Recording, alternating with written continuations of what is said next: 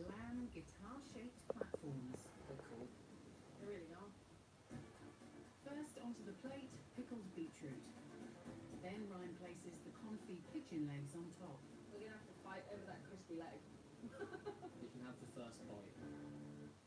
He arranges candied walnuts for added crunch. The barbecued pigeon breast goes on top of the legs. As he finishes, Oh, be with you in a minute, guys. the purple shamrock garnish.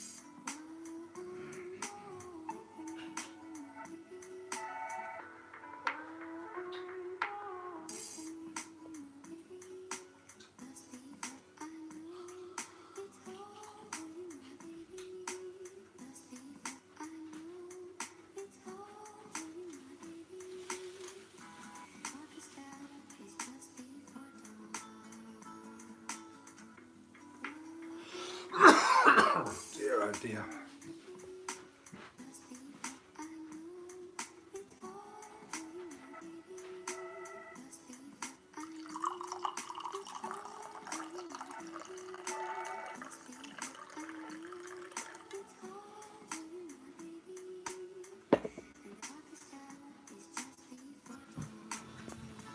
Oh dear.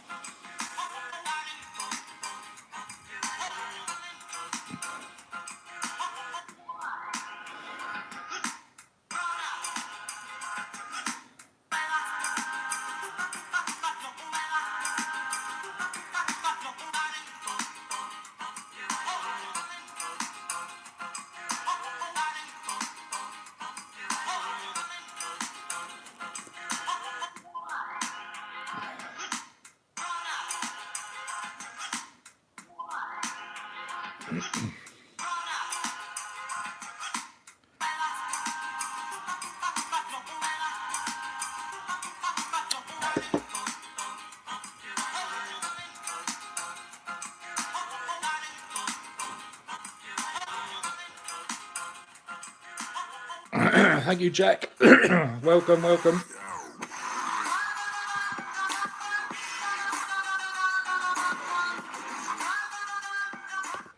Well, that's the intro out. So we're having a little bit of wine, and what we're doing tonight, we are, I forgot the title now. Doobie doobie doo, doobie doo. Oops, oops, oops, oops. So we are. What are we doing? What are we doing? How did we get to making this video? And the success of it, actually. So it's a bit of a tutorial for creators. I'll go over some stats on what we've achieved in the last 28 days that this video has helped us with. Some disclaimers or points to note. Doobie doobie doobie. So, point to note, the video is not how to film secretly or covertly. Let's just get that straight. So I had to be conscious of how I worded this video, because it's not about how to do that. You can work that out for yourselves.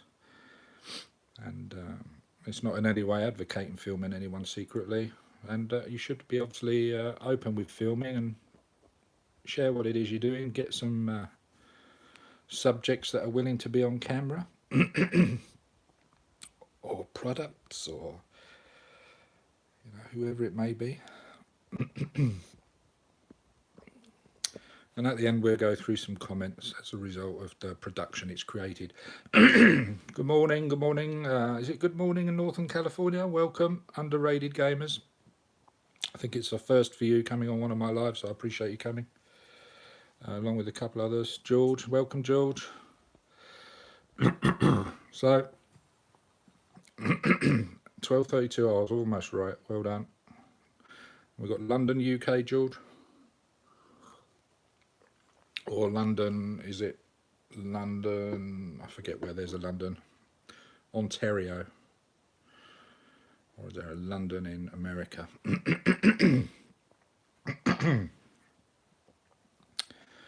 So we're going to just go through some top tips today, really. So can everybody let me know? 1, can they see the screen okay? 2, is the sound okay? I will be moving about the camera so we can see certain parts of the screen. I'm filming with an iPhone 7 Plus, I think it is.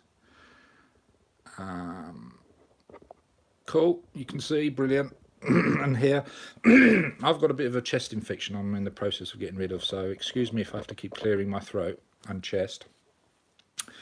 I'm hoping some plonk that I stole is going to help a little bit with that. It's just one of those days where I had to have one. Lots going on today, things to sort out, people to pacify, and yeah, so today you had some red wine last night, very good, very good. I'm not sure what red wine this is, let's have a look. There you go. Very nice, very smooth, very smooth. I like a smooth red, me. But it is somewhat strong. It's 14%. Oh my gosh. So we'll only stick to one bottle. So we're going to talk about anything really, but the focus of the topic tonight is just to show you and share with you my experiences and a couple of things that I've learned over the last 2.5 years of producing videos. This one in particular, to give you an idea of the success of this particular production, which we'll talk about, was out of the 300 plus videos I've created in the last 2.5 years there, this one has reached in just, I would say, the last month, the 3rd highest popular video of all time, reaching over 80,000 plus views in just a few weeks. So, which is quite a lot for me. I'm not treating this channel, as a lot of you already know, you regulars, as a business, more of a way of showing you my progress in developing as someone who produces films in this genre. So what I wanted to do really is to cover with you a couple of points. It won't be all of the points, but at least a couple or a few maybe points on how I feel this video has reached such a success in a short period of time, and then those wannabe and would-be and existing creators that are out there, or those that are just curious, can apply it by all means. You know, there's a number of things I like to try out that are new, that other people may have not tried before, or put my own take on it and create a production where others may be able to benefit, whether they're just somebody that's just passing by and viewing the video production, or if they want to apply the techniques that I've applied to it. But jump in and feel free to ask questions away and give the thumbs up if you feel it's warranted. That's all appreciated. Let's have a quick scan of your comments here. Nice Reserva Special Living La Viva 2016, all Central Chilean wine. Okay, a rosé, right? Back in the day, I'm talking late 80s, early 90s. I was drinking a rosé. What was that? Mateus, I think it was. Like an oval-shaped bottle. That was quite popular in the UK when I was there drinking that. So, without further ado, we'll get into. Hi, Ivy. Welcome. In fact, everybody that's popped in so far and had a comment to say on this live stream is very new to the channel, I believe. So, thank you for coming in and saying hi. Welcome. So this is a production that I made. I was surprised actually. I thought it was only a month ago, but in fact it was 2 months ago, almost to the day. And as I was saying, it's achieved quite high ranking in terms of its views and popularity. And not only has it achieved quite a lot of views, as a result of it being picked up through the algorithm of YouTube. They've identified it as one that they would like to promote as well, so they've promoted the hell out of this for, I would say, a 2-week period out of the 2 months, which has also helped it obviously grow as well in terms of its popularity and exposure to the community at large, and to the point where it's actually increased the subscriber base by, I think it was over 33%, so a third for the channel, which is quite amazing for one video out of 300 to create an additional subscriber base of over 500 people in just a few weeks. So I thought I'd really look into understanding why that might be, and look into it more from an analytical point of view. I'm quite logic and analytical, but I try not to get analysis paralysis, which is very easy for me to do. So I either go all in or I don't bother at all. So that is something I need to personally develop and maybe treat, as I've said before in other live streams, maybe treat the channel more as a business, but I've yet to do that. And of course, obviously the analytics part of it has a very great part to play in it.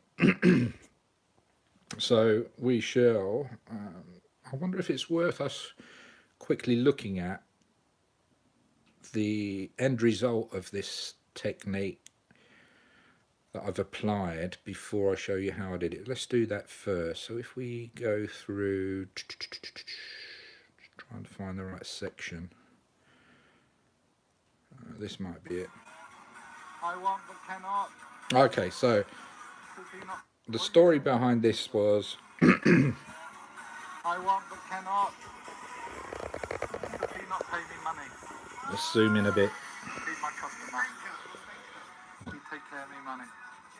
I'll turn the volume off for a moment so I can talk to you. But the technique here was to create the illusion that this footage was filmed covertly, surreptitiously, privately, you know, whatever you want to call it, secretly rather. And there was a number of things that went into doing that, and it was the movement of the camera, how often it was moved, the way in which it was moved. There's 3 items there, and having the typical vertical style of filming, which I know is not really favoured. A lot of people don't like that, but I'll give you pointers on how, for those that do film like that using their phone, how they can increase the appeal of having footage like that. which you can see in this production anyway. But this here also had what's called Vignette mask applied to it, and this is where you can see round the edge. Let's pause it for a moment so it's easier for you to see, and you can see here, and I'll go into how you use this shortly, because this represents the border of it and how it is used, but you can clearly see to a degree that there's like a shadowing around the edge. Now that will give the impression that maybe it might have been filmed through a pinhole camera, or it's filmed through a buttonhole in a shirt or something, by applying that type of mask to the footage that you've taken. So I will be showing you how I've gone about doing that. This is what it would look like before any of that was done.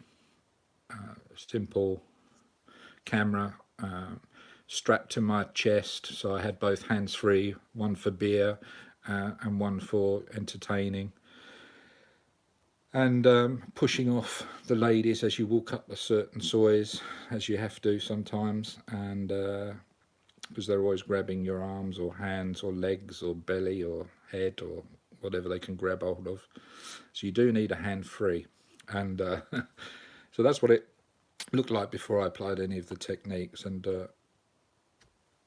this is what it sort of turned into. Welcome, Andrew. Thanks for commenting. And the other things I wanted to apply, because it's very difficult to hear, and even I had to play this probably half a dozen times to really listen to what was being said by these ladies that were working this massage parlours in this soy. This is a soy in Chonburi, which is a province that contains Jomtien, Pattaya, etc., and Chonburi city. And this particular soy is just massage streets and a hotel, guest house or three. And it's like running the gauntlet, really. It's a dead-end street. So once you've gone into that street, you're being pounced on in terms of being approached. Now, I don't mean necessarily physically, but certainly verbally. And it can be a little bit of overwhelming. It can be intimidating. But anyone that's been to Thailand in areas where there are lots of entertainment areas, then you really know you have to go with an open mind and, you know, be conscious of the fact that you are going to be approached by all types of hawkers. And how are you, Andrew? Okay. And so what was I saying? Yeah, so this is a soy. There's only one side to it because the other side is a car park which you can't access. And once you walk up here, if you've never walked up this soy before, a soy, for those that don't know, is a street or a lane or an alley. Usually it's a street or road, usually a street. And this soy here is dead end. And we thought, oh, we'd go up there and check the prices of a hotel that was further up here. And all these ladies that work here, they know us from old. We've been coming up and down this street for the last 2.5 years. And for those that have seen previous videos that we've done, particularly in December 2016, the end of December 2016, we Mickey Mau, who's in this video, I shall show you him, this fella here. You can just about see him. He loves doing stuff like dressing up. He's Santa Claus. And we walked up, this is one of the soys that we walked up, and we was giving all the girls chocolates and things like that, and flowers and such like over Christmas. So they know us very well up this street, and, you know, we'll come on to the comments made as a result of producing this, because some people thought that maybe we were filming covertly, and that we were lurking in the street, and, you know, the typical trolley strike hating comments, those that, you know, will judge you before, you know, shoot and ask questions later. But I digress. So yeah, they all, and this video shows you as well, very briefly, that they remembered us from a couple of years ago and such like, and coming up here before, and they even recognised Mickey Mau Mau from when he was being Santa. And so we've had a bit of fun, and we're always having fun with them. So to reiterate, that there was nothing hidden or covertly or anything secret being filmed here. It was simply wearing a camera on my chest in full view and walking about that night. This was a holiday, in fact. I think it was a Buddha holiday. I don't think it was a royal holiday. I think it was a Buddha holiday.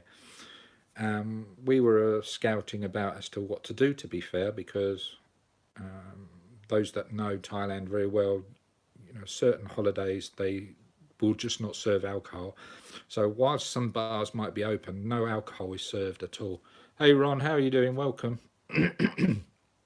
It's good to see you on here, and thanks for modding if need be.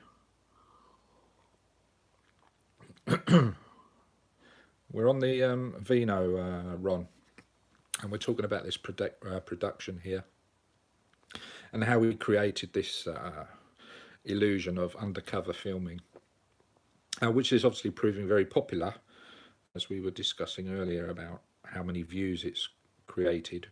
And I think we're talking, it's helped to create about, I think it was 250,000 views.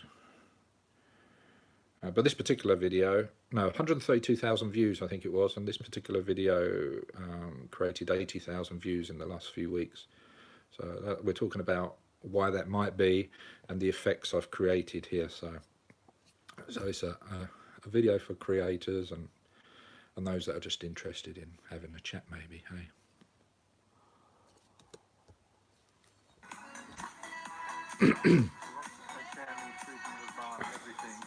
So a number of other things that we did.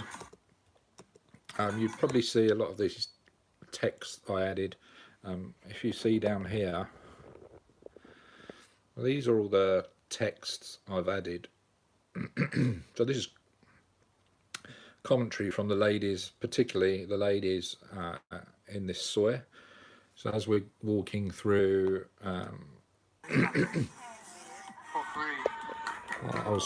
I was talking about how difficult it was to hear what they were saying, and I made a couple of mistakes actually, because what I should have done, because I did rush this production, one of the things I should have done was make a point of reassuring myself that all of the text could be seen. 1982, Sebastian, welcome. Is it bringing back memories? So they're shouting out to get your attention for various reasons. You hear clapping of their hands to get your attention. They're saying certain things to attract you, etc., etc. What they're essentially doing, you are fish walking in, swimming up their little stream, their soy, and they are, I guess it's a great analogy, I guess, that they're throwing out their lines from their fishing rods with bait on the end to see which one's going to hook you in, right? I think that's that's a good way of doing it. We're their little fishes they're trying to catch with their rods as we walk up the soy. So they're making all these little comments, and I thought, right, let's understand what is they are saying, and let's put them up there as well. And again, that helps give people not the impression, but a bit more, what's the term to use really, that they feel as if they're there experiencing it. And of course, a lot of these types of videos as well are exactly why they are so popular, is because it gives a lot of viewers there's two or three main things really. Ron Floyd, no, you won't remember too much. That was a little while back, and you may have been drinking even more tequila then, I don't know. So when there's a couple of main reasons really. Is the reminiscent of their time of being in Thailand, maybe. That's one of the reasons why this is so popular, these types of videos.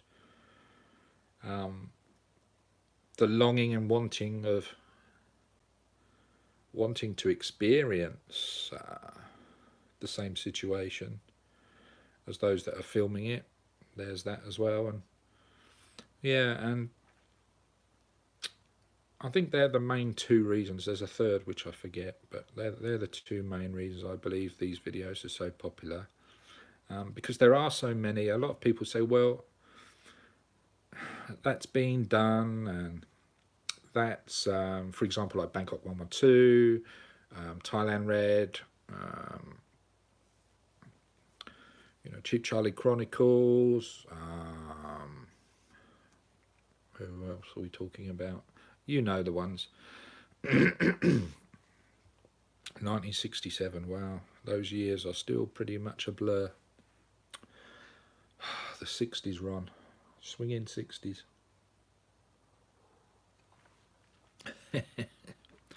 Right, excuse me, you'll have to remind me what I was talking about. I'm just going to have a quick top up.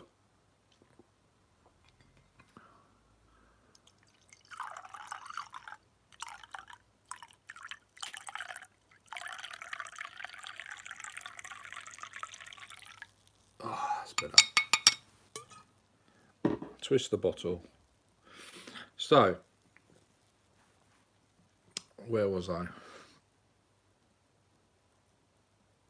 Oh yeah, the reasons why maybe these types of videos are popular, and that's my opinion. They're my two main reasons why I think they are popular. These walk around street videos. I know there's so many of them, and there's probably only half a dozen people that are quite up there doing them regularly. When it's just supply and demand, if the demand is there for them, which there clearly is, then they're going to be quite popular, right, for their channel. And clearly there's at least 3 or 4 that are doing really well by creating these types of videos. Now, when you put that element of undercover, secrecy, style, application to it, straight away, people are going to assume that's what you've been doing, which they have with this video, and those that know me from old know I don't do that. So this isn't a video about me justifying how I came to do this. It was merely really to show you how I've gone about doing it and the success it's created, and for those that want to copy that style to their video footage that they produce after day, or regurgitate some other footage that they've done and apply this to it, then they may well do that, and good luck to them, because it will work for them. And I'll show you the success as a result of me doing this shortly, and how I've gone about doing this. So I hope this helps them in some way. And let me just take a sip of the old red.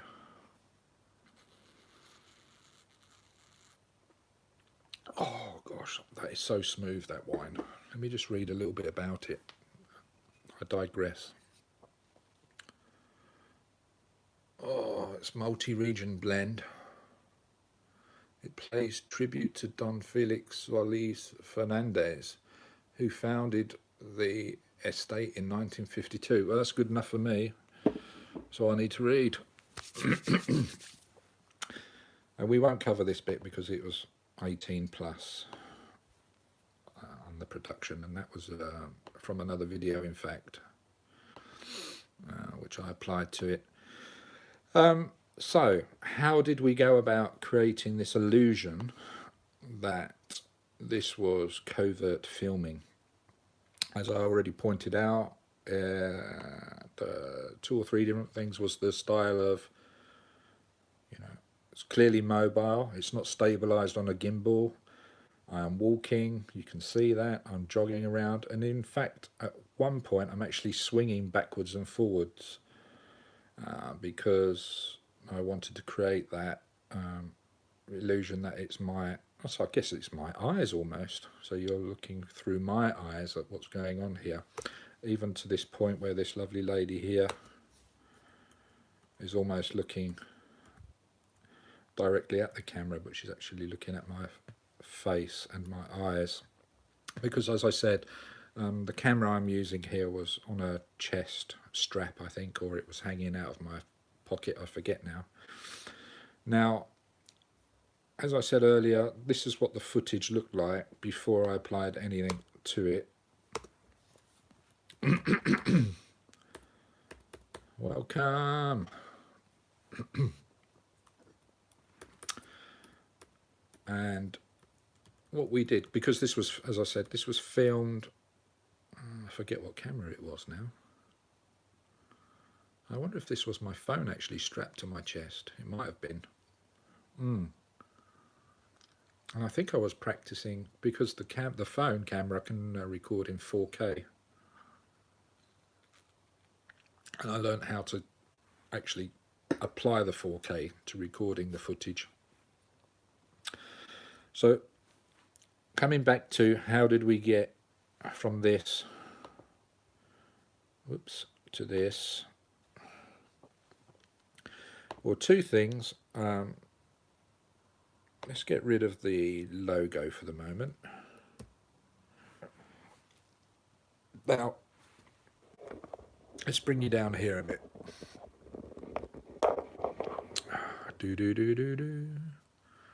Alright, I've got the shakes, but hopefully it's not shaking too much. So the first thing I did was to duplicate the footage. Now, the footage that you've just seen up here has been duplicated and placed beneath it. Now, the software package I'm using, if you haven't already sussed it out, is Final Cut Pro 10. It's the latest update running on an Apple Macintosh Pro i7 Retina display, blah de blah de blah. Now, this footage here has got a label. Oh, excuse me, and I'll stop the wobble now. So what we do is duplicate the footage. Now there is audio attached to it. The audio is not required twice, so I've detached the audio and deleted it from the second. But having duplicated this scene, let's call it a scene, what I now needed to do was to highlight this second footage. Now this takes precedent. When I say this footage here takes precedent over this one, I mean that this one will prevail in terms of what you see on the screen up here. So the one below will need to be turned into what will look like this. So it's not just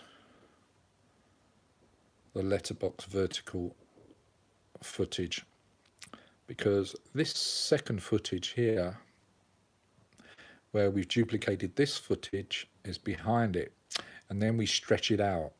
This makes then where you only see this footage more appealing to the eye.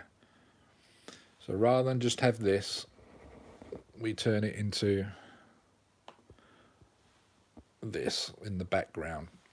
And and what you may have seen also in other productions and other channels is you can also create a vignette on here. I don't particularly like these straight edges. It's better if it does blend in. But it could still be a bit confusing, but it's more appealing to the eye when you haven't got it looking just like this. So to avoid having just this vertical position here, we duplicate the footage and bring it down here, and then we select that duplication footage. We then go up to this point here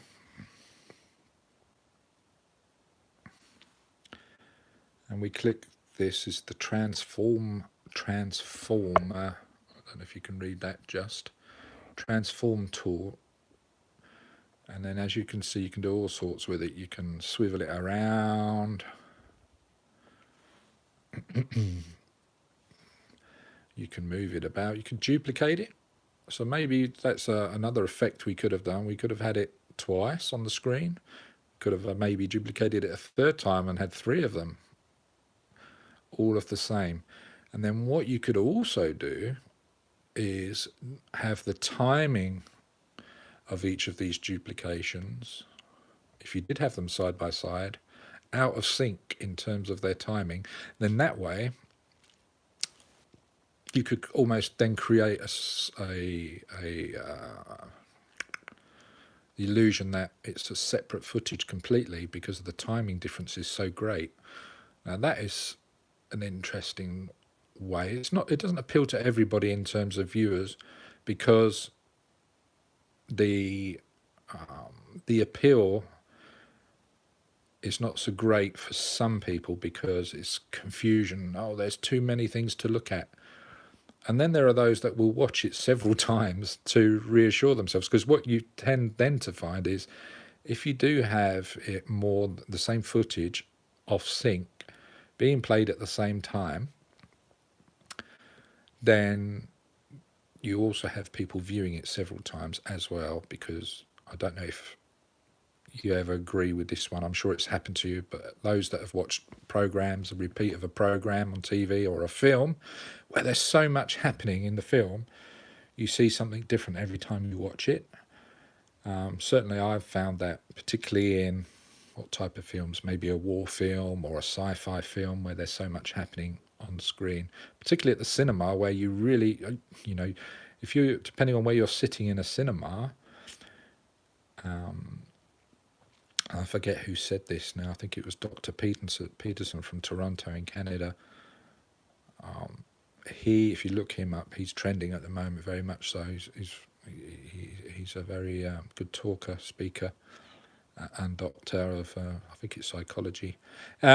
He was talking about how people will only see, I think it is less than 5%, because the majority of their vision is peripheral vision, and it's totally unfocused. So when you're, depending on where you're sitting in the cinema audience, you will only see, and it doesn't matter too much, I don't believe, on the distance away from the screen, but you will find that if you went back to watch it again, you will start seeing other things that you may have not seen before, because you're focusing maybe on a different part of the screen in front of you. So it's an interesting. Hey Straker, welcome. How are you? So it's I digress a little because I wasn't going to cover that, but I just thought I'll jump in with that as another way of producing it. So going back to creating the background for this, that's where it's sitting at the moment, directly behind. So what we're going to do is stretch this out so it looks like this. And the way we do that is, once we've selected it, we need to find the areas in which we can stretch it by to fulfill the background, to fill out the background. So what I'm doing here is reducing the size that it appears on my screen for the moment. Okay, so we can see the points here and here. In fact, they are 6 points. There's one in the middle here, 9 points, and all these points in blue around the edges. And it's these edges that we need to click on and hold that click and drag. And as you can see, it's stretching out to fill the screen. So I want to reassure myself now I can't stretch it in more. It's not letting me because I'm at the end of my screen. So what I may have to do is drag it off center first to find that point, and then drag it out a bit more and then bring it back. Or I can just reduce the screen yet further, which is I think what I will do. Let's bring it down to 25%. Wow, so I've overstretched it actually. So we're going to reduce that a bit. Here we go. See what that looks like. We need to stretch it out a little bit more. There may be another way to do this, but this is how I've taught myself how to do it. So we'll now bring that back to fit the screen. It looks a bit blurry to me, this screen. Bear with me while I just try and wipe the lens. Oh, that's made it worse, hasn't it? Hold on, let's clean it. Excuse me while I clean the screen. Okay, I think that's the best how we're going to get it. Don't know if we can change it much. Let's have a look. Oh, that might be a bit more vibrant. Yeah, let's leave it on that. So I'm clicking it to fit the screen. Boom. Okay. Oh, let's zoom out a bit. That's better. Hey, Green Army. Welcome, welcome, welcome. You just got home. From where? Where have you been, Green Army? Have you been work, out and about, playing? Oh,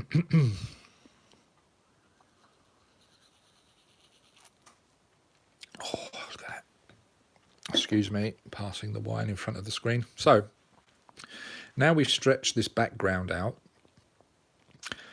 We do not want to take the focus away of what's going on in the centre. So one of the things we should really do now is, you've been working, Green Army, oh Gould, okay. Well, welcome anyway. Hopefully my dulcet tones will relax you a little bit as you wind down from work. So now we've stretched this background out, we need to change how bright this background is, because I want to keep the focus here. Let's get a better picture actually. Okay, so I want to keep the focus here. And at the moment, even though it does look a little bit faded, zoom in a bit, and not so bright, that's because we stretched it out, but I want to decrease this yet further. So what we do is go over here, and under compositing, we need to change this setting here. At the moment it's at 100%. Now what I'm finding is, what is the sweet spot? What is the percentage it should be at to create the best background in terms of what I want to achieve? And lately I've been bringing it down to around 12.5%. And again, it depends on the footage, how bright it is, etc. But I'm finding that if I bring it right, whoops, wrong one. If I bring that right down, you'll see the effect it has. None, because I haven't clicked it. Hold on, let me click the footage. Go down here, select the footage by clicking it, and then we go back up here.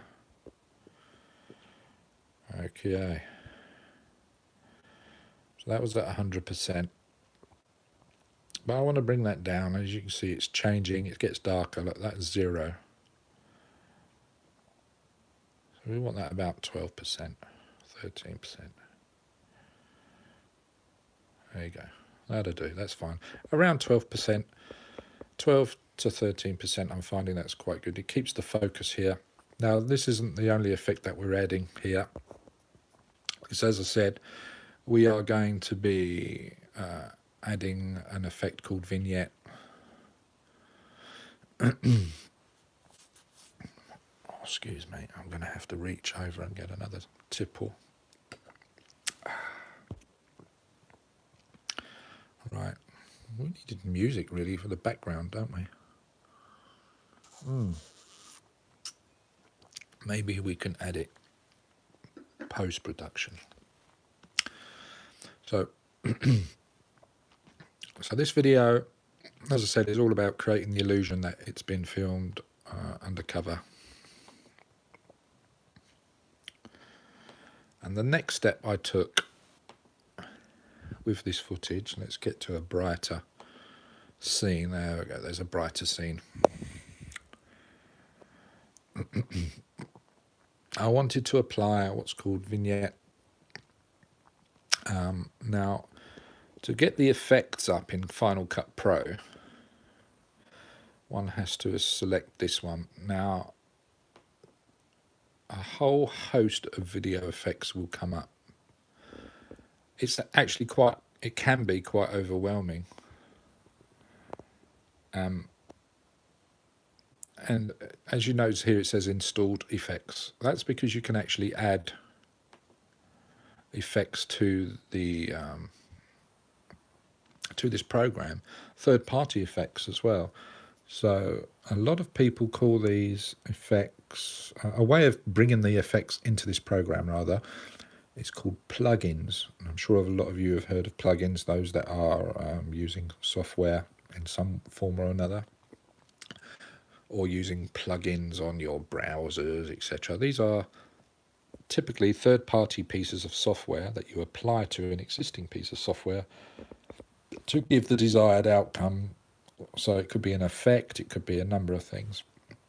And this plugin is something that's usually added to the existing program. I'm not going to use a plugin for this one because it's already installed within this software, this effect. And what I want to do is, once you know, this is a good top tip as well. I keep forgetting I've got this search down here. So once I've selected here the effects, excuse me, the effects button, all the effects come up, and there's loads of, there's video effects, there's sound effects. This is a company here, FX Factory Pro. This is a third party. They've got their own, because I've installed a lot of their plugins. And they're quite professional at producing plugins for this piece of software. And what I found is that obviously that it would appear then in this is the menu. So you can go to, and this guy does some great effects as well. Glint is what I use for, I should use it more on visuals, but I've used Glint quite a bit on text. And there are text effects, there are audio, there's a whole raft of, and you can go into just equalizer. And then over here on the right, there's loads of different effects just on that sub, so you've got the heading of audio, these are all the audio effects, then you can go to equalizer, and then within equalizer there's loads of effects as well relating to that topic. So what I wanted to do, and I often forget, I know what it's called, it begins with a V, and it's Vignette, and that's the effect I want. And I forget, where is it? And I'm clicking through here and I'm trying to find it. Is it under color looks? Is it under basics? Is it under distortion? And then when you go there, you're looking for it. And I've spent ages and ages. And I thought, hold on a minute. I don't need to do that. I just got to try and remember what the first two letters are of the effect. And it's always VI. So I go to this search bar down the bottom. I just put VI in. And bang, there's none there. And I'm thinking, oh, why? There's something wrong here. And then I remember I've got the wrong subheading highlighted. I need to click up here and go on all. Doesn't matter. I know it's a video effect I want, but I could go in all video and audio or video all. And then I'll type the VI in, and everything with VI in it comes up. So we could create this comic vintage effect, night vision, because it's got VI in it. And it was one of these vignettes here. See, this is one by a third party because I recognise their car as a logo. So there's quite a few things in there with VI. And it's the vignette. I know it's a vignette effect I want. And some of these give you examples. I'll zoom in a bit more of what effects and how they are produced. That the effect that they provide you as a result of applying it to the scene. Now, what I will do is select the desired one, and I often forget which one it is I use. There are a couple that are quite similar. For example, I believe it's this one and this one. It could be this one as well. See, I've forgotten again which one I've used. And given, I think Vignette Mask might be the one. So what I will do, zoom back out. So to this footage, I want to create this effect, this illusion of that it's being filmed undercover. So I'm going to apply one of these visual effects to it. Now I have to be quite conscious of what footage I select and apply this to, and how much of it, because if there's several scenes, which there could be, like there isn't in this production, but that could be cut up into several scenes that I want this applied to. I will come on to in another video about how to group scenes together so you can apply the same effect in one go. But for the purpose of this exercise, we've just got two scenes here. They're duplicated, and what we're going to do is apply this effect to both of them. And I'll come on to why we're doing both of them to give the most effective result. So I believe it's this one that we're going to use. So what I'm going to do is simply click and drag that on to that scene. It's as simple as that. Now that has now applied it to the footage, which will be demonstrated here, and it may not be so obvious that it's done anything at all, because what we need to do is then go over here. It looks like I've already applied it because it's checked. There we go. Let's hide that one at the moment. It's going to confuse us. Let's hide that. Hide that. Okay. Let's stick to what we're concentrating on. So when we've applied an effect to the footage, the scene down here, you will get this over here. I forget what this section is called now, some sort of like control panel. But when it's highlighted in white, that is the effect you've just added. The name of it comes up in there as well. For some reason I've applied it twice, I don't know why. Forget that. We can change several things. Let's zoom in now. Oh, let's try and steady it out a bit for you. Excuse me. Okay. So we can change the size of the vignette, the fall off, which is a point between two areas of the edge as to how well it fades in from black.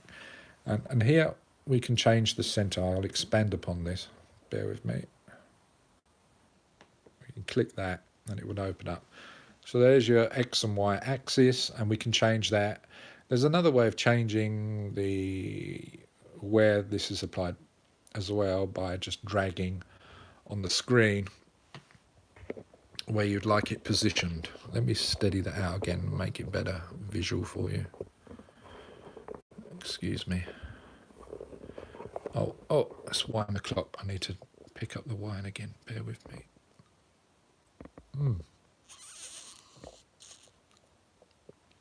Oh, that's so... Oh, that's strong and smooth. Right. So this is the control box for the effect. Now, what we need to do is to reassure ourselves that the effect has been applied by clicking the checkbox. Now, this will give you some guidance on how and where, rather, the effect is being applied to that scene. And what we will see from... Open it up. What's happened? Bear with me a moment. Okay, here are the effects, the adjustments that we can make. We can change the size, so that completely disappears, that central one. Bearing in mind, in fact, what I will do, let me turn off the background. I'm going down here and I'm deselecting, so there's no background. There we go. So now we only have, let's just focus on this part first, because this is the focus point. This is where I want people's attention to be in the main. It's the center of the screen. So I want to be reassured that when we are applying this effect called Vignette, let's click back on that, there we go, that is given the desired effect for this particular cut. So if we open it right out, it's just having no effect at all. So what I'm doing here is clicking on the size. I don't know why that keeps coming up, bear with me.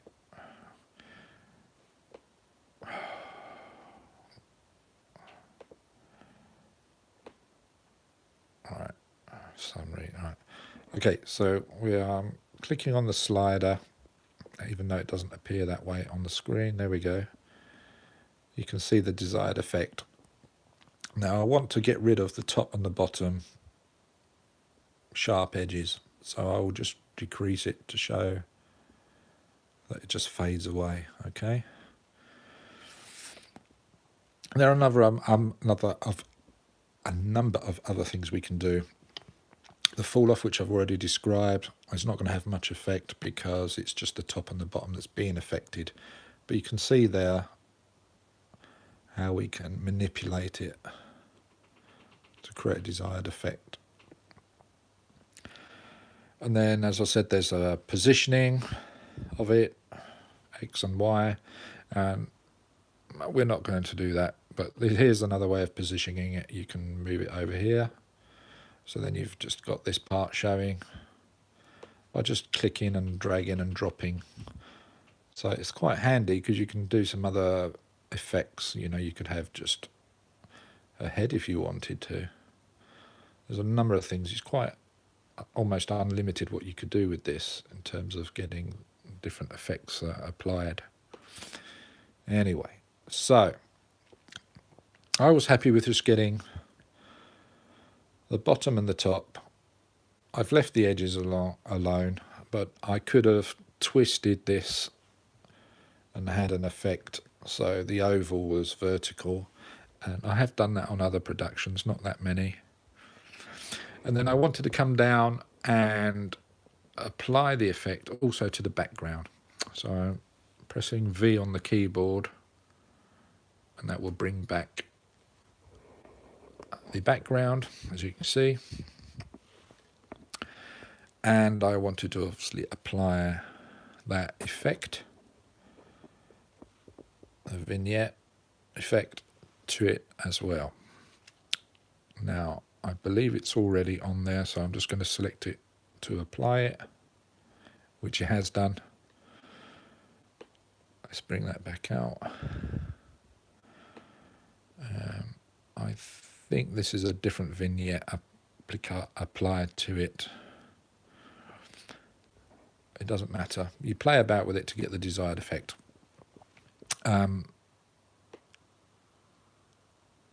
If we increase the darkness, it will help with this effect.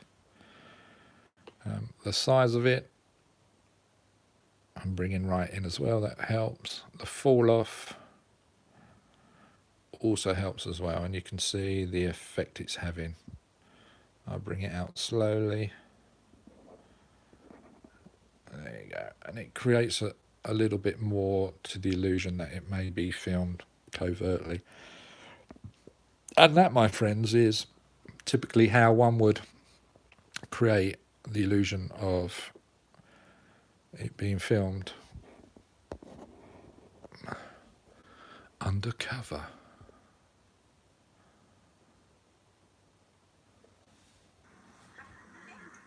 Take care of me, 300 baht, everything. Okay, I'll not forget you. Maybe you give me your line. She didn't give me her line. So that is how you apply the vignette mask to create the illusion of it being recorded covertly. Alright, who would like to see covertly cool? Prep for it. What are we prepping for? Prep for it. Welcome.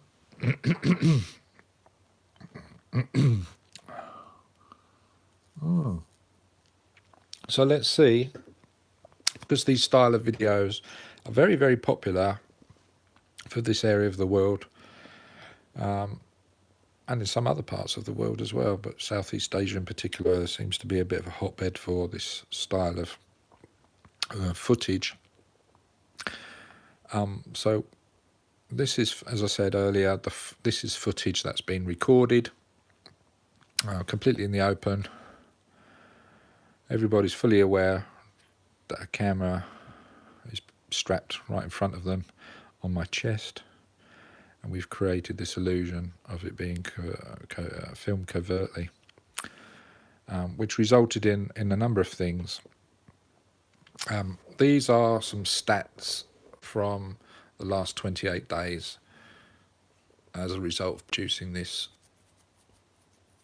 film, which I think is only 4 or 5 minutes long. Over nearly 250,000 minutes were watched, 132,000 views, and it's increased the channel's subscriber base by 565 in the last 28 days. And I think that equated to about 33%. And most of that happened in this period here, which is 2 or 3 week period. The 28th day is over here. This is day 1, and it just it went up and then started to flatline a little bit. It's starting to increase down here. Subscriber base is going up again. But that's as a result of this video and the promotion that YouTube took, because they obviously saw it as something in demand. People commenting on it, people are liking it, people are disliking it, people are commenting on it, good and bad, which we can cover as well shortly. Yeah, they took a liking to it. So for those that want to film in that style without doing it surreptitiously, that's how you can do it. And I hope that helps you with your channel and grow in some way, if you choose to do it that way. It's not for everybody's channel. My channel is all about exploring new ways and things and ways of pursuing production and my education and applying it to different productions that I do. So by all means, copy what I've done. Now, what else did we have here? That was the final video. Oh yeah, so these are the comments we were getting through. I don't know if they're going to come through actually. Let's have a look. Might help if we get the computer online. Let's have a look. That would help.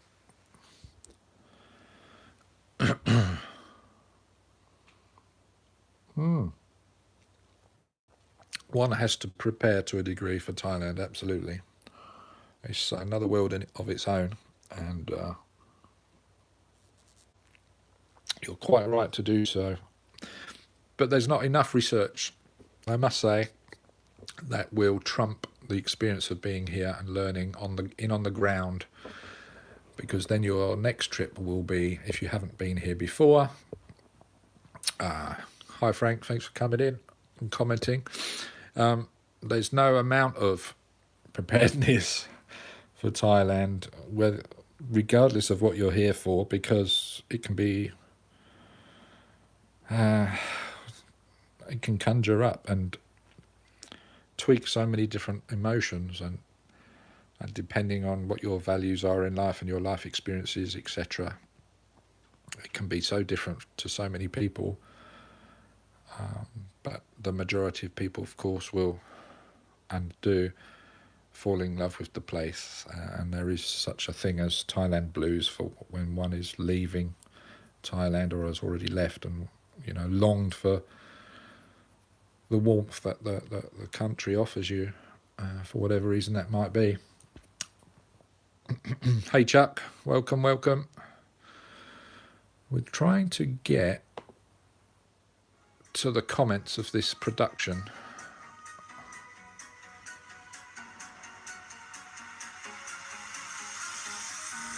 Yeah, that's right, Frank. As I said, yeah, nothing can prepare you for being here. And I mentor quite a few people in terms of, answering their comments and calls and inquiries that I get on Facebook, Twitter, Instagram. I'm not on Instagram yet. I had a web page before.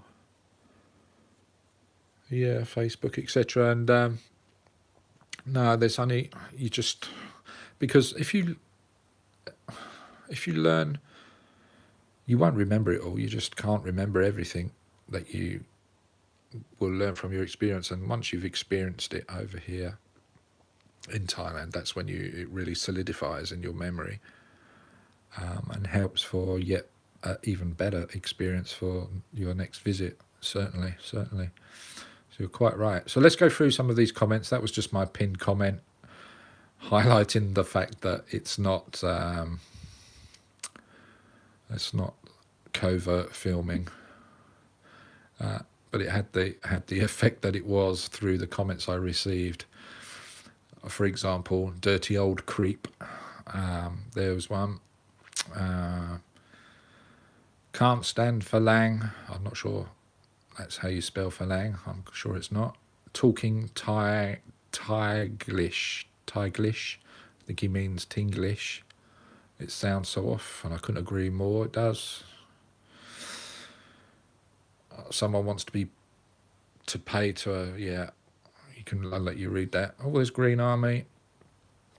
Thank you, Green Army, for your comment. I wonder where Tim Dingle is actually at the moment. Excuse me. You should have thrown in enough for an eye test. Beauty is in the eye of the beholder. Handsome or handful of some? Handful of some. Laugh out loud. Why would you not seize the opportunity to ask her to make it for 150? Yeah, so it's some interesting comments. That is so disgusting and so sad in so many ways. It's interesting. And I found that with a lot of, how should we call them?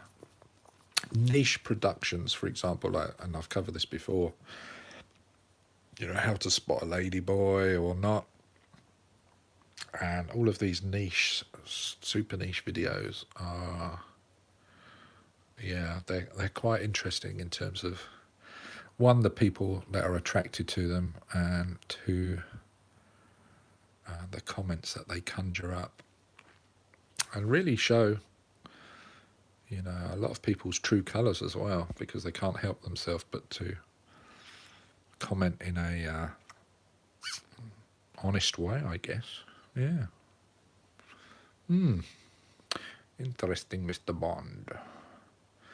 So many haters on here. A lot of sad, unhappy people, methinks. CC Cammy says, C Cammy 1 said. This type of video gets viewed by immigration police. They no longer tolerate Thailand being seen in a bad way. You've been warned. Oh my gosh. Thank you, Ron, for commenting. I think you were probably commenting to the comment above when you put that. I'm not sure. You're funny, and I like Santa because he showed the actual talking time. Most just shows the girls walking around. Well, there's a point to note, actually.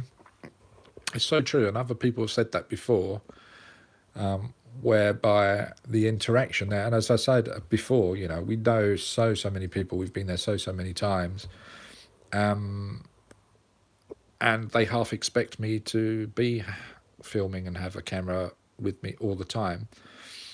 So everybody that I tend to meet are very welcoming, and they're very lovely people, and we interact with them, absolutely. We do not just film eye candy, if you want to so crassly put it that way. It's about, I think, and this is something I will be increasing in terms of the way I do it to create the effect, but is to put you in our shoes live there and then, so you feel as if you've never left Thailand, or you feel as if you're there right now with us, or you're that person. So I think it's like point of view, style of filming, yeah. And I think I posted on my Facebook page, in fact, and I digress a little, apologies.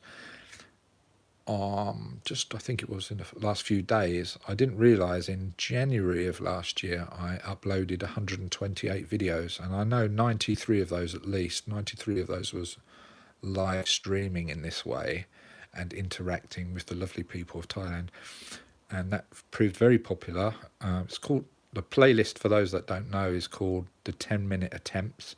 So if you look at my playlist, you will see there's at least over 100 videos in that section alone, but I didn't realise I uploaded over 120 videos in the month of January last year. So that will come about again. There's still a lot more footage taken from that period from last year that still needs to be edited in some way and published. Yeah, good times. Let's have a look at the comments. What we got here? Which video are these comments from? Okay, I missed that. Okay, Chuck. So this is the video that we produced 2 months ago, which gained very much popularity over the last few weeks. In Pattaya, she only charged me 300 baht short time. That's the title of the video. Just take it as that. People read too much into it. That's it, Frank. Well done. Because this is a lovely lady that wanted to take care of me, short time massage for 300 baht. I thought that was quite expensive, actually, because there are places that only charge 150 baht for a massage. And I do love the oil massages. Oh, Swedish massage. They don't all call them Swedish massage. It's essentially a Swedish massage where they use oil. I love those ones there. The Thai massage is just too brutal for me. That will leave me aching more than I went in there. So I like the oil massages there, as they're mainly called, yeah. So, yeah.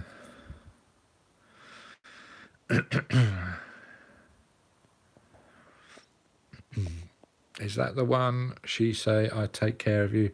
Well, yep, Chuck, most of them say I take care of you, right? But yes, this is the video. Maybe we should watch should we watch a part of the video? Who wants to watch the video? I'll put the sound on and everything, and we can watch the video. Now that you know how I've produced it, should we watch it? We will only be, I'll take you up to, oh look, just less than 3 minutes. You loved it? Should we play it again? We can discuss it after. Let's play it again. It's only 3 minutes. It won't hurt, will it?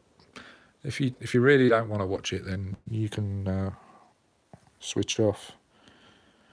I'm glad you liked it, and I thank you for saying so. It's a bit blurry, this screen. Okay, let's play it. Let's get the volume on. Make sure we've got the volume on.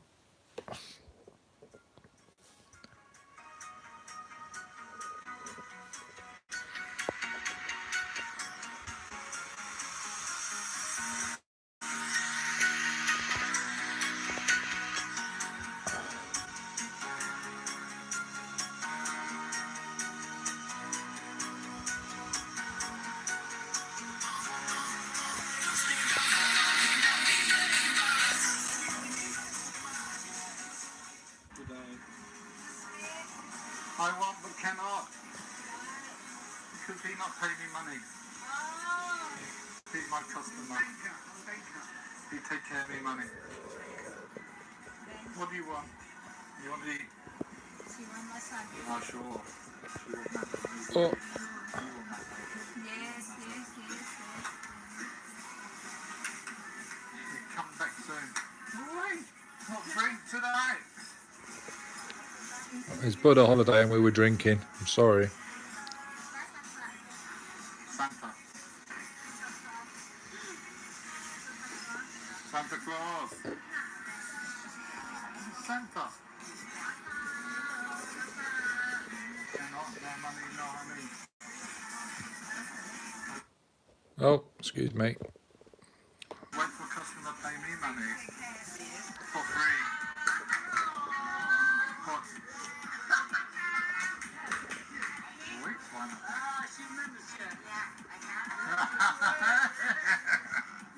Can't forget Mickey Mau Mau. Smells good. 300 baht for everything. What? That's a good price. I want to try. I wait for customer pay me money and I come back.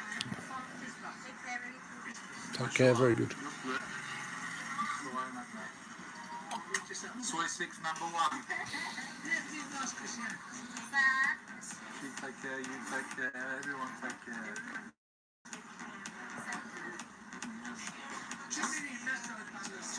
Not too many. Why you not like? I like this thing. He wants to take care of me 300 baht, everything.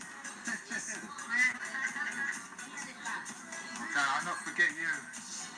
Maybe you give me your line. Give me a line.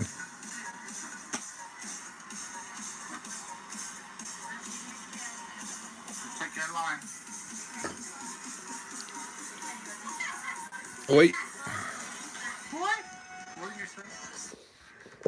There you go. So, yeah. So we're 76 minutes in, guys.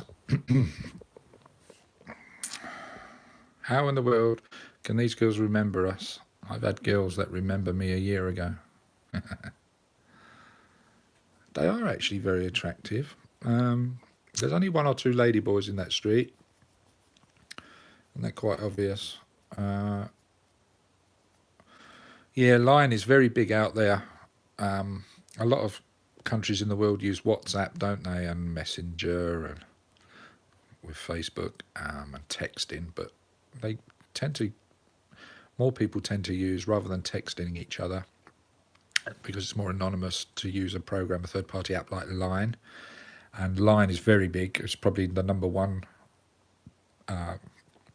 chatting app in Thailand. And it enables them to send, you know, emojis, like animated pictures to express how they're feeling or how they want you to feel very quickly. So Line have been very good, and it's a free app to use. By all means, download it from the App Store or the Play Store.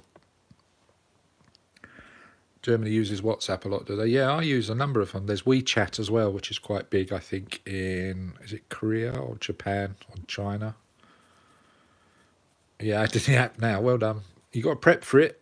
Line, yeah, ask for their line. It's very easy there, and you'll be surprised how many of them will. I just hand the phone, and I don't ask them sometimes. I just hand them my phone and say, put your line in there. I don't ask them, I tell them.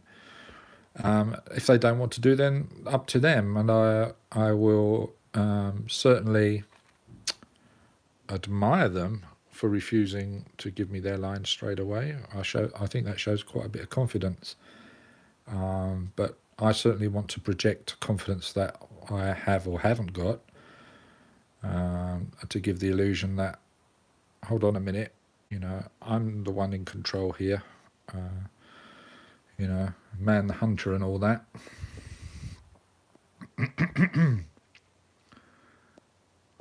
You barely remember what week it is, Frank. But yeah, Frank, the line is very good out there. Absolutely. Top tip. Yeah, what did you eat for supper? Ron, bless you, bless you. Yeah, technology changes so fast. I struggle sometimes at, you know, because what we find is because there's so many variations of the same technology out there as well, it's very difficult to keep up on it all unless you're in that industry working in it as well, and or it's a paid hobby for you to be working in it. But yeah, so that really, and I'm not saying bugger off or anything, or, you know, that's really the end of the production. I really wanted to share with you the results of that production.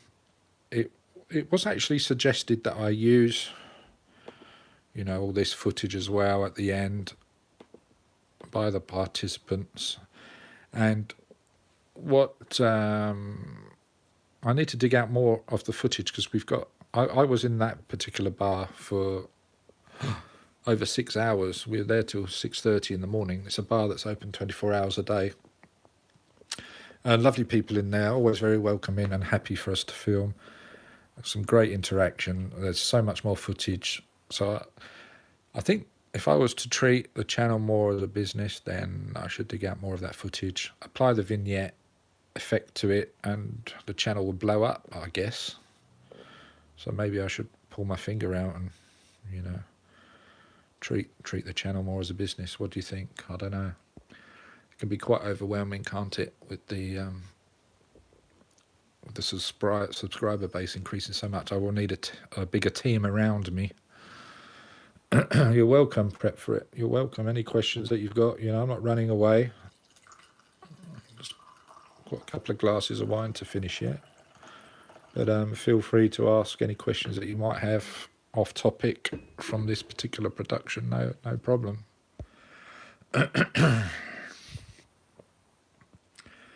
Yeah, Chuck. Yeah, get a feel for how a line works. You have to create there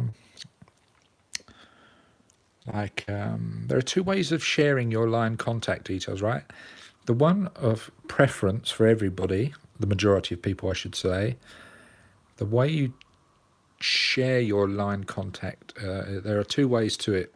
You can either, one, provide your telephone number, or two, and then of course if you do provide a telephone number, then they've got other ways in which to contact you, which you may favour or not. And two, there's the line ID, and that is the most preferable way that I use and people that I interact with is their line ID.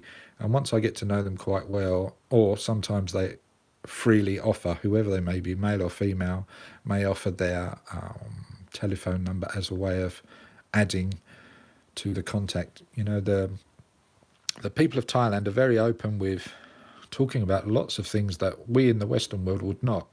For example, their wage and what they earn and their expenditure, etc., and what they like and dislike. So they're quite open.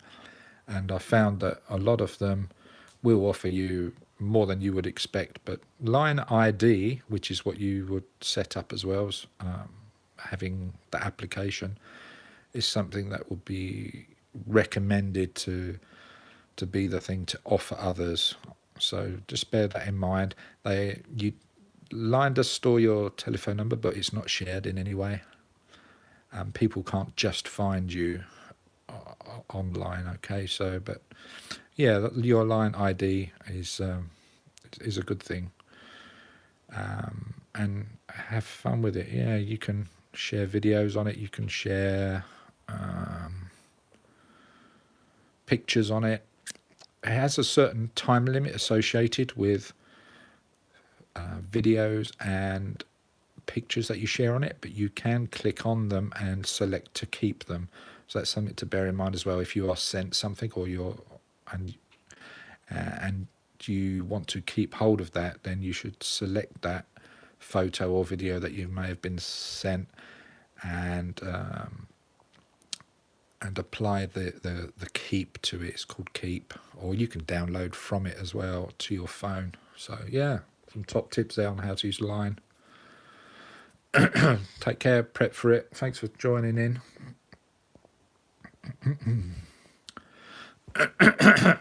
Hi Frank. No, I've been living in Thailand on and off since '97 when I first visited. I used to work in Koh Samui about 20 plus years ago now. And that's when I first fell in love with Thailand in 1997. So yeah. So plans are afoot to move permanently there on a permanent basis, but I've not got a date for that yet. Yeah. Yeah. Anything else? Anybody? Yeah, Chuck, it's no problem. If you've got any issues with it, you know, just shout. I know when you're over there, you've got, I think Don's going to be out there as well the same time as you, so you can touch base with each other on it. And I've told him as well to, you know, hook up with me on for a virtual VIP tour or something of Pattaya or Jomtien or surrounds. If you need it, just dial us up and I can sort you guys out.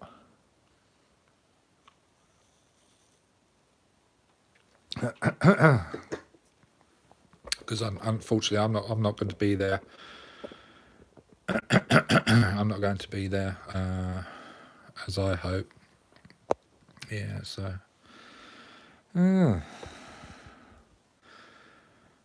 yeah, what's all that about? June the 29th, Frank, or how long are you staying there for? Yeah, that will fly by. It won't be long. Would I like other places to be similar to Thailand? Jack, I guess, Jack, it's a good question, because I think that would even be possible for certain places. It could be, actually. If let's, Jack, I can't remember if you said, Jack, if you've been to Thailand or not, but if you said, let's say, well, 110% for a start, absolutely, because if you went to any country in the world and said, oh, this place is great, okay, well, there are reasons why it's great to you. So would I like white sandy beaches, crystal clear water so I can see my feet when I'm walking the water and the sea? Would I like that to be anywhere else in the world? Well, that's the answer to that is yes, and everywhere, because I believe that you should be able to see your feet if you're walking in water, right? That's one of my certainly criteria before I enter any water, is I want to be able to see my feet. That's, it needs to be clear. So yeah, that's just one example of probably dozens that I could apply from Thailand to many countries around the world. And I am very well travelled, because I've not stopped travelling since I was 4. Okay, boom. Here we go. YouTube just locked up then. Bear with me, I'm just going through your messages because I've not read them all. 25 days, very good time. Yeah, absolutely. I would say to anybody, go for at least 3 weeks where possible. 2 weeks, it really isn't enough, because there's so much to do, see and experience here. Yeah, a few days is enough for Bangkok. I particularly don't like the big cities for a couple of reasons, but yeah, there's so much to do, see and taste in Bangkok, for sure. You should, if you've never been there particularly before. You're welcome, Green Army. Thank you again for your support. 3 nights in Bangkok, and then 24 in Pattaya, and 1 more in Bangkok. Superb. Yeah, it's a good, actually. Bangkok might be your come down from Pattaya, so it might help you get over Pattaya a little bit better by having a day or 2 in Bangkok before going back home, certainly. Yeah, 10 days is not long enough, for sure. And I always encourage people, even if they're restricted to, say, 2 weeks holiday at a time, then try and take your holidays around your national holidays at home, and then that way you can prolong the time that you are away in a country that you far more enjoy than being at home, for sure.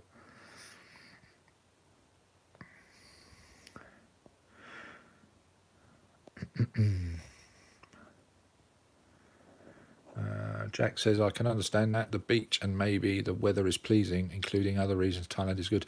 Yeah, many reasons. For sure, it's the land of smiles, and the land of smiles, covers a number of reasons, really, why it's the land of smiles, every country's got its own flaws and positives and negatives, but when you've got a country that offers you so much more, that is better than where maybe you're so used to. And it's difficult for me to apply it to a certain comparison to other countries, because I've travelled to so many countries around the world, whether I've been visiting, living or working. So it's, but yeah, that I guess when you are saying, well, Thailand is one of those that are up there in the top 3 that you've ever been to, then wow, what a fantastic opportunity to keep going back there and sharing the love of that and delights of that country with others. And this is why, because I could have obviously produced videos on a number of subjects regardless of what country I'm in, and I really have chosen to highlight my progress in production skills and editing using what the country has to offer. Yeah, just doing it as a hobby is helped over, 130 odd thousand people just in the last few weeks through them watching the productions, which is fantastic. So yeah, it takes you a few days to, you don't know how to explain it, you get relaxed enough to enjoy it fully. Yeah, it is a difficult one to get across to people, especially when they've been there only the first once or twice, when they first ever go, especially if they're going into an entertainment area like, I don't know, Pak Pong in Phuket or Pattaya in Chonburi or Bangkok. It can be so overwhelming with regards to sensory overload. Sensory overload it is, right? Now, that could mean smells, tastes from food, etc. The opening arms welcoming you get from like 99% of the places you ever go to, whether it's the 7-Eleven, to a go-go bar or just a cinema or wherever. The marketplaces, the night markets, the receptionists, the hotels, the etc., etc. Everywhere. It can be. And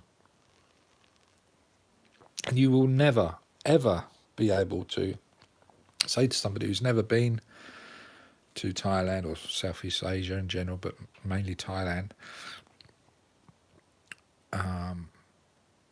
it is definitely a place that one has to experience in order to gain the appreciation that you can no way give to anybody. You cannot verbalize it, you cannot show them videos, you cannot bring anything back from the country to help someone understand what it is you've experienced, cultural wise or whatever, from the country to somebody. You really have to get them there. And I've had the pleasure in doing that for about half a dozen people, and they've not looked back. And some of them have taken it to the next level and want to be there permanently as well. So how wonderful is that if you can help people, even if it's just one person you would ever meet again, and say to them, I've really got something here I think you should learn about. I think it will change your life for the better in some way. And if somebody just took one small thing away from that and applied it to themselves and helped them, how wonderful is that? So, and that's happened to at least half a dozen. And through producing, or I do through my channel as well, of course, that helps a bigger and wider audience in some way. But yeah, nothing can, and I do digress a bit, and I'll come back to your comments in a minute. But yeah, no one can take anything away or speak positively or negatively about a place they've never visited and experienced. And I think that's the key word, is experienced. Some people do go there on holiday, and we've heard the term being bantered about, like the 2-week millionaire, where they've gone in, with their size 10s and just blown their yearly budget of holidaying in a place. And those people, whilst they've had a fantastic and wonderful time and want to get back there and do it again, I've only experienced a very little part of what that country can offer them, what other country it is they've gone to. So they've had a great time and will fly the flag because they've had a great time, but have they really experienced it? If you know what I mean, getting a bit deep, but yeah. Let's have a look at some of these comments, shall we? You would wonder, Jack, if America would want to adopt certain things from Thailand in the first place. I would hope so. Well, yeah, it's, it depends on at what level within the governmental or bodies that have an influence on how a country is run or offers to the world. But you're quite right. It's a good point, actually, in terms of customer service, because I was very big on customer service in terms of providing that, working in that, or receiving it in some way, an appreciation of it in general. I always thought America was up there and being number one, because a lot of in the industries I've worked in, it was very customer orientated focus. And our suppliers also of materials was American based, and I was always a little taken back. I say a little, greatly taken back by customer service being so great. And Thailand has trumped that. Absolutely trumped that. Yeah. And I've gone to a service orientated city like Vegas as well, where it's all customer service and no, Vegas hasn't got nothing on Thailand at all in terms of entertainment stroke customer service, although it is great in Vegas and people swear, but I can't wait to get back there, and they've got their reasons for it. I've spent enough time in Vegas and in different parts of the States where no.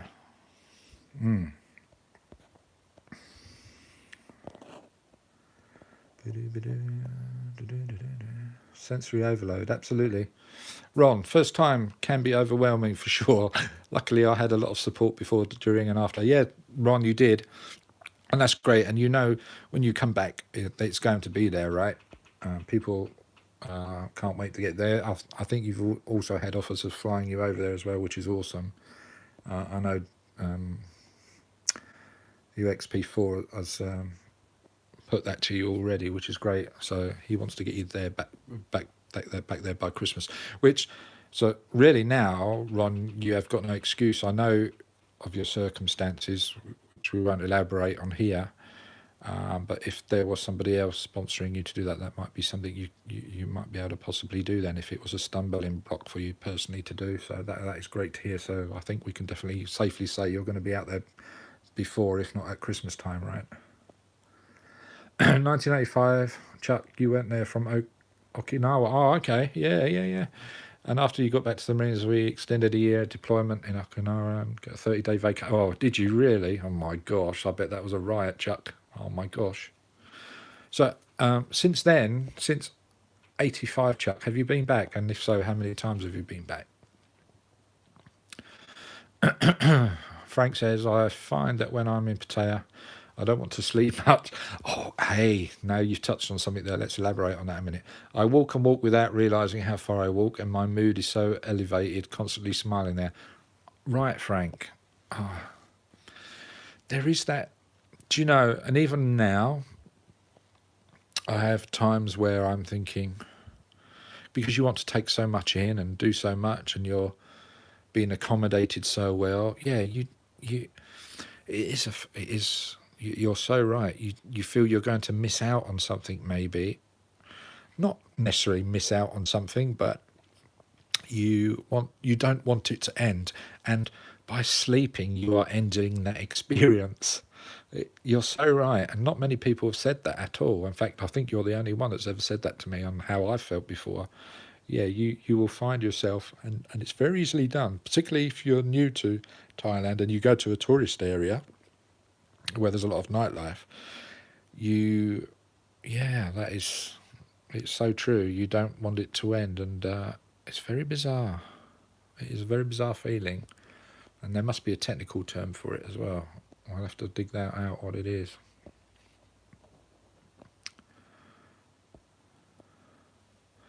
Oh, you couldn't party like... Oh, you had to party on the quiet, Chuck.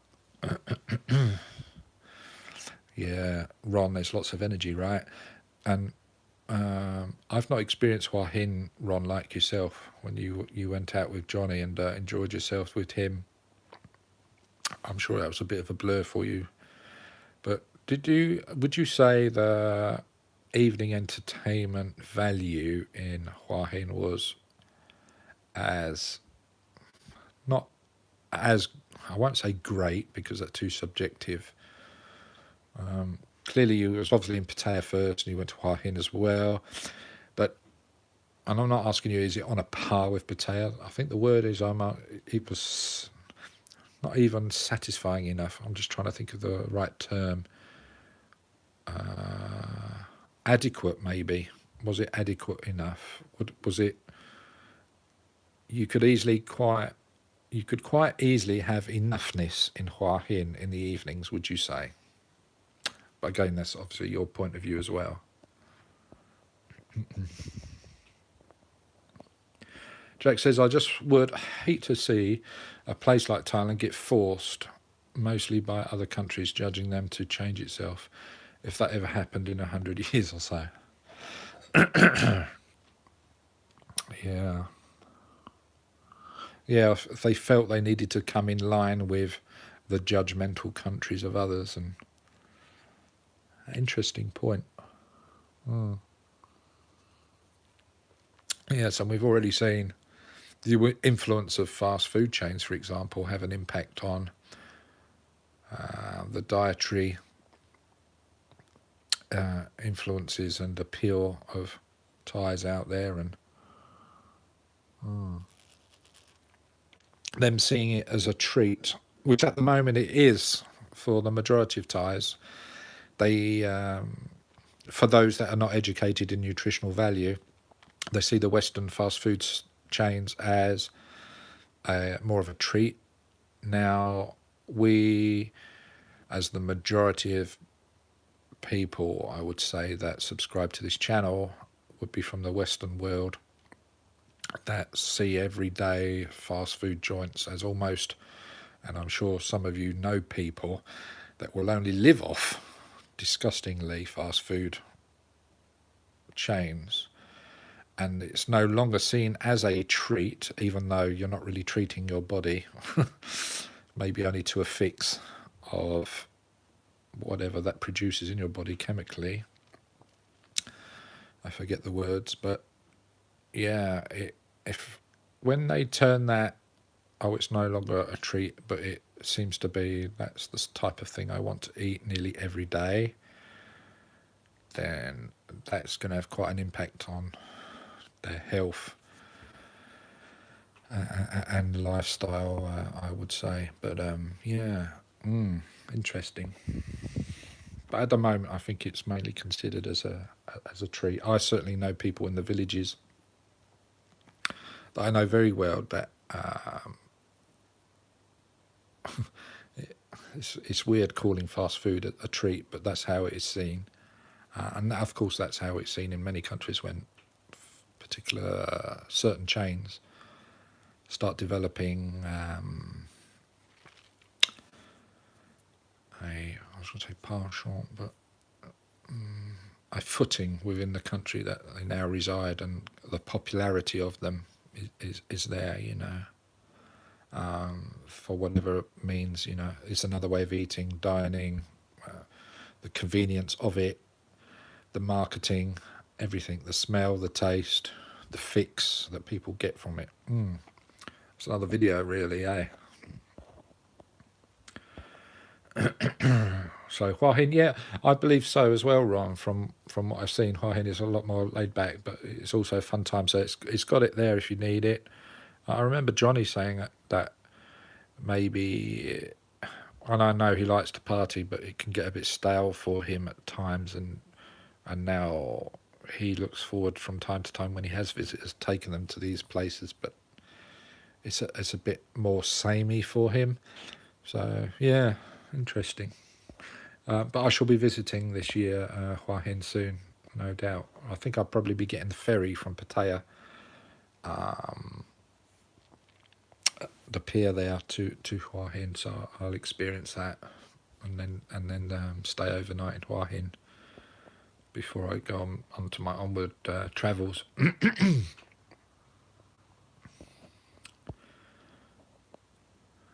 Jack says that's just a big hypothetical. I don't know the politics that greatly to tell if that's a thing to even be scared of. Yeah, I'm sure Ron absolutely does. He knows how to party, make the best of things. It's absolutely right. It's got a bit quiet, Johnny, lately. I do remember him saying that he was going to, and this was, I think, almost like a New Year's resolution. I'm going to be making 3 videos a week. And that's a tall order for somebody who wasn't really doing anything regularly, although when he did, obviously, like the live streams particularly, were had quite an audience, absolutely. And yeah, but yeah, and he had some good topics he was covering. I think he's covered them all now, the ones he had in mind, things that he wants. Some of them he hasn't done, but yeah, he's got some good ideas of what to create a vlog on. But again, he doesn't feel the need necessarily to do it, or doesn't necessarily have maybe the passion so much as others that are doing it. But of course, he does it very well, what he does do. Yeah. What's she looking at? She's contemplating here whether or not to show us what's down below. That's what she's doing there. I remember that. Frank, you off? Who's saying? Jack's saying bye to Frank. Okay, Frank, take care, matey. Thanks for popping in and joining in with the convo. Appreciate it. Some good questions there and thoughts. Appreciate it.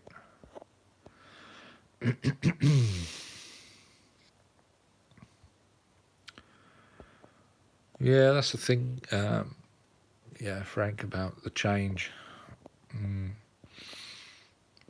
Thailand is a very big country, though, and there are many, many, many places that are so far behind the developed tourist areas.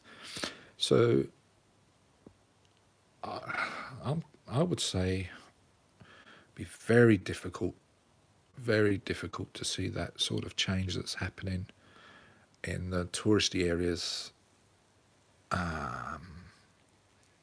Majority, was it 90+% of the country is farming. So there's a lot of outlying villages that have their own unique cultural style, atmosphere and traditions, etc. So no, I can't see Thailand changing to the point where it's a no-go because it's become too much of a westernized place. Certainly not in my lifetime. I would probably say even in my grandchildren's time.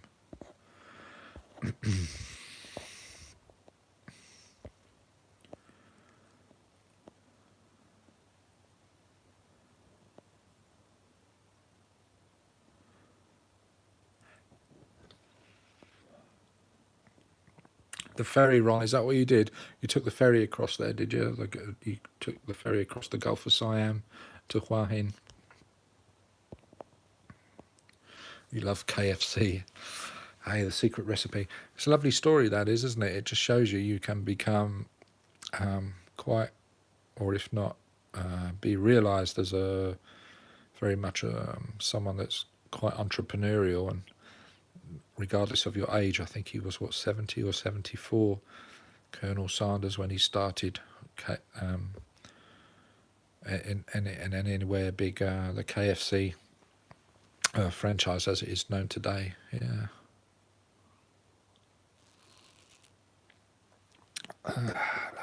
Lovely little drop there. Oh, okay, I'm going to give... Okay, we've got 7 of you guys on here. 12 thumbs up. Thank you very much. I was just going to say, should we do a 10-minute countdown? I've got to... What is the time? It's only about 20 past 10. I've not got much of that left. So let's give it a 10-minute countdown.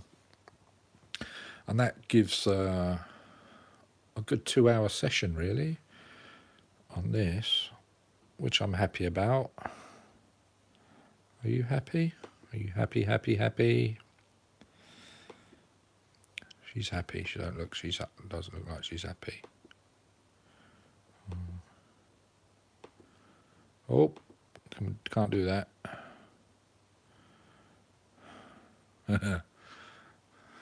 Her face. So expressionate, some of these lovely ladies, their visuals.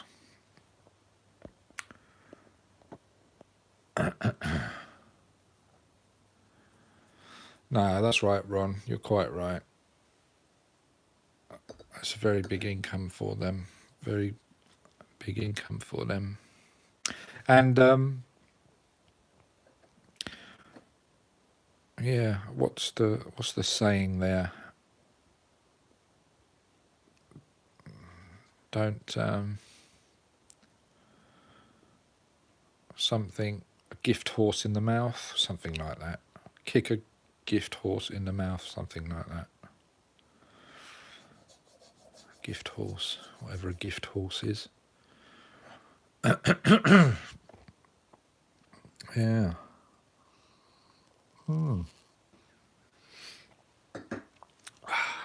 Right, what are you up to today, Ron? What's happening?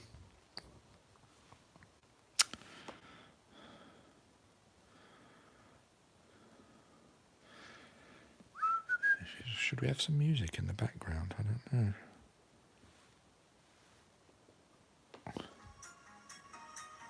Doop doop doop doop doop doop doop doop.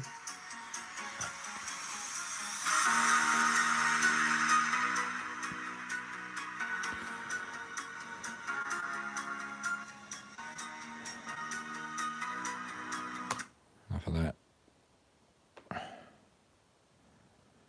Ron, when was the last time Trojan horse? I wondered. Yeah, of course it does, yeah. Don't kick a gift horse in the mouth. I wondered that, but I should have. I didn't say. When was the last video that you made, Ron? I don't remember getting any notifications.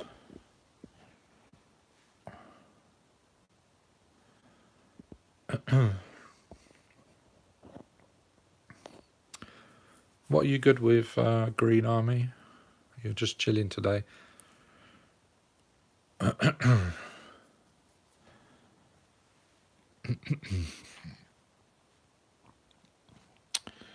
should have a little bit of background music. Ron. Why aren't you making a video today? You can use stock footage to make a video, put your own take on it. Do you want me to send you some footage, Ron? I can mentor you. What was your editing suite again?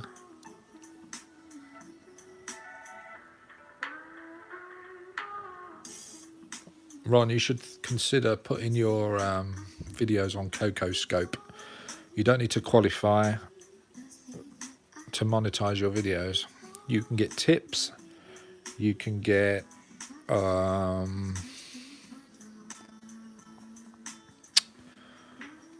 people adopting your channel, which is like a subscription base, which I can cancel at any time. And people can buy your videos as well if you choose to monetize them in that way. And it's free to do, so you should go on cocoscope.com and have a look.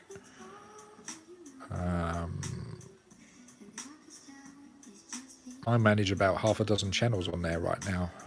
It works well. And it's One of Naomi Cyborg, what's her face in China's subscribers put me onto them. Brilliant. And you don't have to create a new production or upload the video yourself. You just put the link from YouTube, you know, when you click share and you can then select copy link, you just paste it into a box within CocoScope in your account, and within seconds they've uploaded it to the site. So it's a lot quicker doing it that way. Top tip. You never know who you get a different fan base if that's what you're looking for. Or if you just wanted to get to a wider audience and not have to just rely on YouTube. Yeah, you got the flu, have you? Bird flu as well, isn't it? What is bird flu? Yeah, you're good with the Thames. I thought that's what you meant, Green Army. Thank you, yeah. Yeah, we're going to 3.5 minutes and we will close the stream down. I need to visit the little boy's room. I need to finish off this lovely bottle of red, actually. It's not even mine, but I will repay them. Oh, that doesn't help. Now I feel as if I need to go to the little boy's room earlier than I thought. H1N1, swine flu. How do you contract that? Do you have to be around birds to contract it? Or do you have to be around a carrier of it? Or is it just airborne and you just breathe it in? Or how do you catch it? Do you catch it from eating meat? I don't know. I don't know much about it, actually. And has it always been out there? It's just that, oh, this is a different strain of flu and we need to give it a name. And it's also found in chickens, so let's call it bird flu. Or could it have nearly have been called chicken flu, or like chicken pox, or pigeon flu? That would be different, wouldn't it? If it was a carrier pigeon, that... No. It was silly jokes time.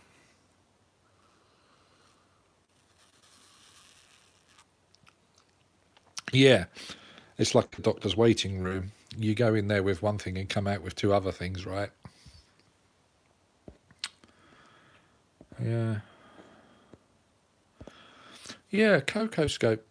I wonder if we should go there. Should we have a look at it? I don't know. No, we can't look at it because there's lots of boobies being shown. We can't look at it on the live stream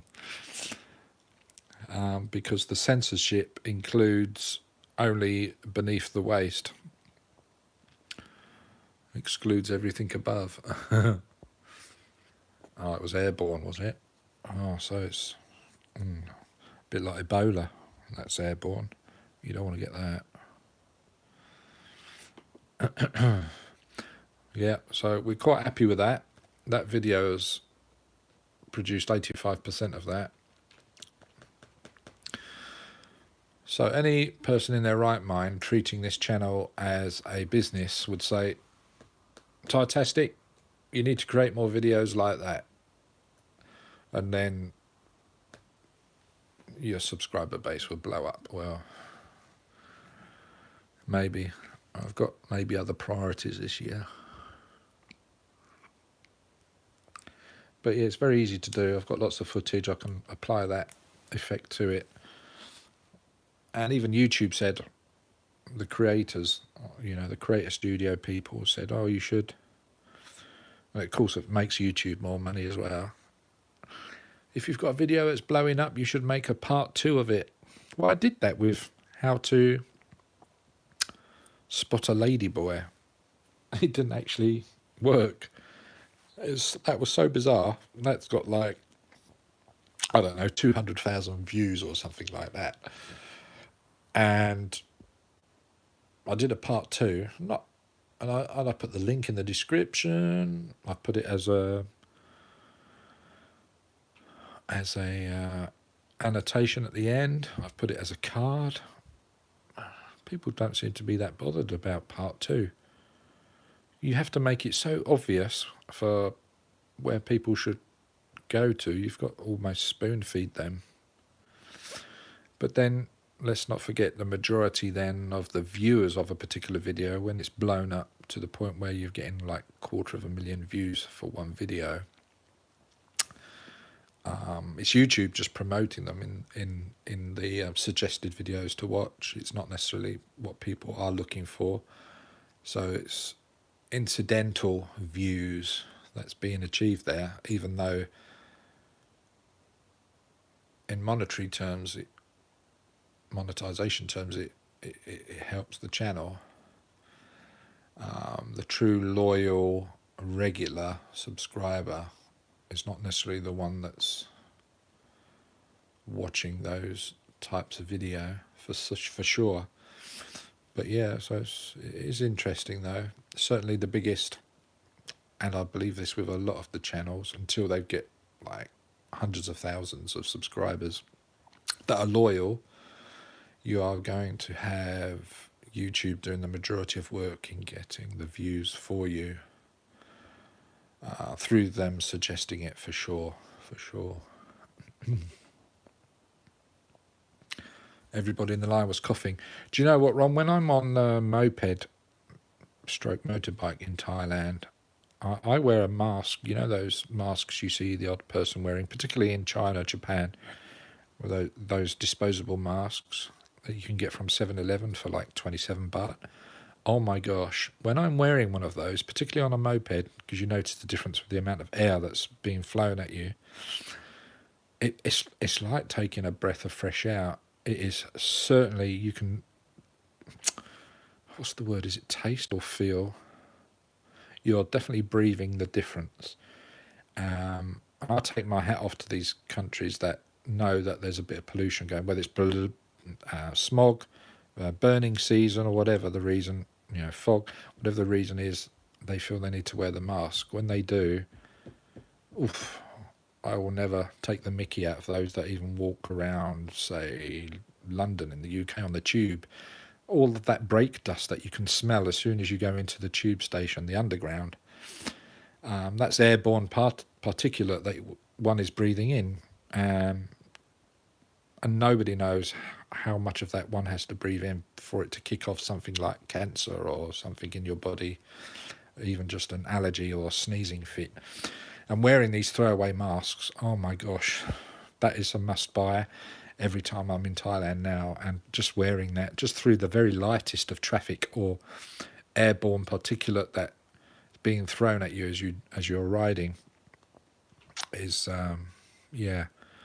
it's great having those masks, for sure. And I've got a sensitive chest anyway, so it certainly helps me. Yeah, masks are definitely up there.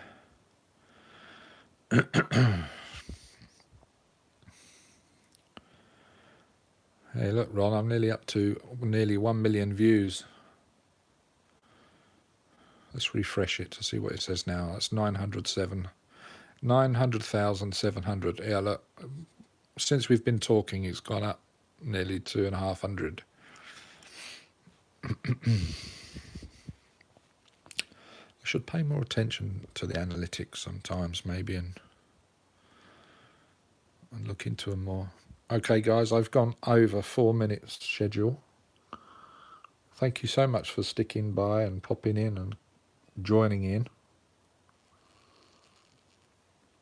If you haven't already, give the thumbs up or thumbs down. I've actually got more thumbs up than I have people watching, and I appreciate that. I'm not the most favoured channel for live streaming, clearly, but that does not matter to me as long as I help one person at least, and that's what counts. So thank you so much for joining in. 4 of you have already jumped ship already. Thank you very much for popping in. Those 4, if you're still listening somewhere else. Have a good one. And any recommendations, suggestions, arbitrations, recommendations, comments, whatever you might have, share the video, subscribe if you haven't already, blah, blah, blah, blah. You know what to do if you were that inclined. And I shall see you. Who says on the flip side? Somebody does. Yeah. So let's do a bit of outro music, shall we? See what we've got.